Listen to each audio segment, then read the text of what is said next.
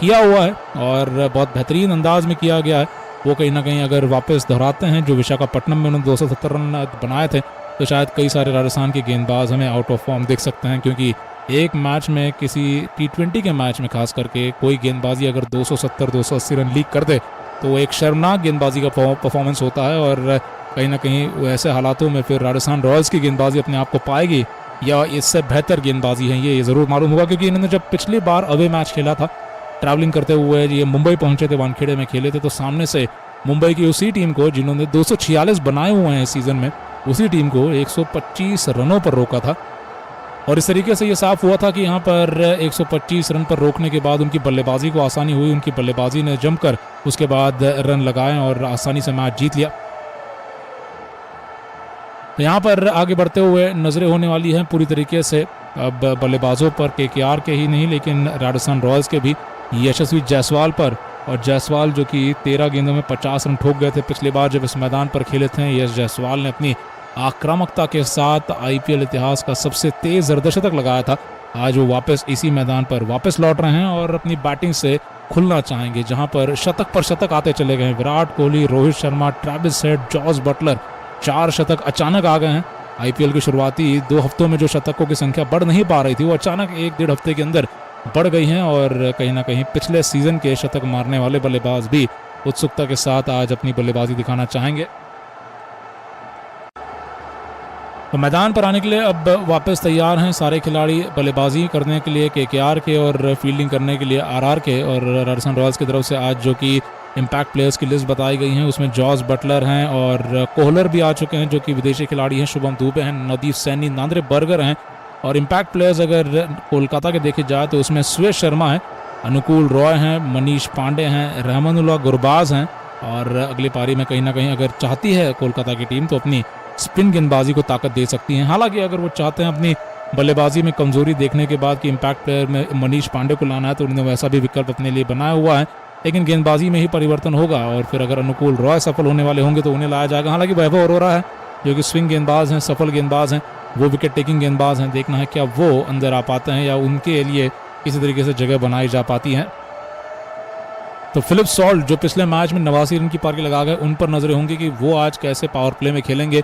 पिछले मैच में बनाने 162 रन के आसपास ही स्कोर था जो कि लखनऊ सुपर जायंट्स ने पहली पारी में खड़ा किया था। और बहुत आसानी के साथ एक तरफा अंदाज में रन जोड़ते हुए फिलिप सॉल्ट हमें दिखाई दिए। शतक नहीं बना पाए, रन उतने नहीं थे लखनऊ सुपर जायंट्स की तरफ से, तो फिलिप सॉल्ट का शतक अधूरा रह गया। लेकिन एक ऐसी बल्लेबाजी का प्रदर्शन था जिसमें फिलिप सॉल्ट ने अपने नए फ्रेंचाइज के लिए, नई टीम के लिए बड़े रन लगाए और आक्रामकता के साथ ऐसे रन लगाए जिसमें आप अगर देखें 89 रन, 47 गेंदे, 14 चौके, 3 छक्के, 190 का स्ट्राइक रेट रहा। इनकी शानदार बल्लेबाजी को जब श्रेयस अय्यर ने मदद की, उनके साथ उन्होंने पार्टनरशिप लगाई, मामला खत्म हो गया, मैच ही जीत लिया। 16वें ओवर में KKR की टीम ने लखनऊ सुपर जायंट्स को 162 रन बनाते हुए हरा दिया। और यही देखने को मिल रहा है कि 15-16 ओवर में ही 10 का रन रेट बहुत अच्छे से छूती हुई टीमें 160-170 तक पहुंच रही हैं और बहुत समय बचा हुआ होता है उसके बाद 200 के आगे पहुंचने का। देखना है कि ईडन गार्डन्स के आज इस छोटे मैदान पर, तेज आउटफील्ड वाले मैदान पर अगर बैटिंग के लिए ठीक ठाक पिच रही तो क्या एक और बड़ा स्कोर हमें देखने मिलेगा। और सामने से ज़रूर ये गेंदबाजी का फैसला जो लिया है संजू सैमसन ने, संजू सैमसन की तरफ से पहले तो ये देखना चाहेंगे सामने कितना स्कोर लगता है, क्या स्कोर होगा जो चेस करना है, क्योंकि पहली बैटिंग करना हमेशा छोटे मैदानों पर काफ़ी असुरक्षित बनाने वाला माहौल हो जाता है। असुरक्षित इसीलिए क्योंकि दूसरी पारी में बल्लेबाजी करने वाली टीम को ओस की समस्या के चलते भी फायदा मिलता है, बैटिंग थोड़ी ओस के चलते आसान हो जाती है, गीले पिच पर थोड़े अच्छे से गेंद आती है फिसल कर बल्ले पर, लेकिन उसके अलावा भी कहीं ना कहीं गेंदबाजी करने वाली टीम कमज़ोर हो जाती है, गेंदबाजी यहाँ पर मुश्किल हो जाती है, गेंद पकड़कर गेंद करना मुश्किल हो जाता है। और कुल मिलाकर इन हालातों में नहीं अपने आप को देखना चाहते थे राजस्थान के कप्तान, उन्होंने इसीलिए दूसरी बैटिंग चुनी है। कोलकाता और राजस्थान का पुराना इतिहास आप देखेंगे, 28 मैचेस के बाद 14 मैचेस कोलकाता ने जीते हैं, 13 मैचेस राजस्थान रॉयल्स ने जीते हैं। 210 कोलकाता का स्कोर तो 217 राजस्थान का स्कोर बना हुआ है। आप देखेंगे हाई स्कोर बहुत ज़्यादा बड़े नहीं है, हालांकि एक समय था जब ये हाई स्कोर भी बहुत बड़े हुआ करते थे, लेकिन अब नया दौर जब शुरू हो चुका है IPL की बल्लेबाजी में तो इसमें ये भी हाई स्कोर आज पीछे छोड़े जा सकते हैं, ऐसी बैटिंग हो सकती है। लेकिन टक्कर का मुकाबला होगा, बराबरी की टीमें दिखाई दी हैं ऐतिहासिक रूप से।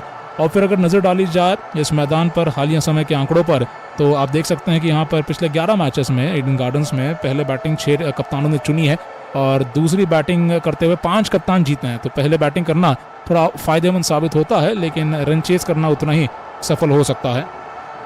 औसतन पावर प्ले का बैटिंग स्कोर 56 रनों का है और आखिरी 5 ओवर में भी आप देख सकते हैं 56 रन के आसपास बनते हैं। डेथ ओवर्स में भी तेज़ बल्लेबाजी होती है और 11 रन के आसपास का रन रेट छुआ जा सकता है पावर प्ले। और पहले पड़ाव के बाद आखिरी पड़ाव में भी हाईएस्ट टोटल 235 का ये पिछले सीजन सीएसके ने लगाया था केकेआर के खिलाफ इस मैदान पर। एवरेज स्कोर 193 का है, 189 का हाईएस्ट रन चेज हैं। लेकिन आंकड़े लगातार बदल रहे हैं आईपीएल में इस सीज़न में और इन आंकड़ों पर ज़रूर कप्तानों की नज़र फेरी होगी। देखना है कि इस हिसाब से क्या वो अपनी कप्तानी करेंगे। 193 जहां पर एवरेज स्कोर है, अगर उसके नीचे रोक लिया आज केकेआर की बल्लेबाजी को राजस्थान ने तो बड़ी उपलब्धि मानी जाएगी। तेज़ गति के गेंदबाज इस पिच पर 56% विकेट ले चुके हैं और साथ ही में स्पिन गेंदबाज भी असरदार होते हैं। अगर थोड़ी सूखी कंडीशंस मिल जाएं, जहां थोड़ी दरारें हो जाए, तो यहाँ पर गेंद भी फंस कर घूमती हैं और उसमें 44% विकेट पिछले कुछ समय से निकाले हैं स्पिन गेंदबाजों ने भी। और इस तरीके से इस मैदान पर हालात ऐसे हैं कि यहाँ पर बल्लेबाजी और गेंदबाजी की काफ़ी अच्छी टक्कर होती है। तो साल 2022 की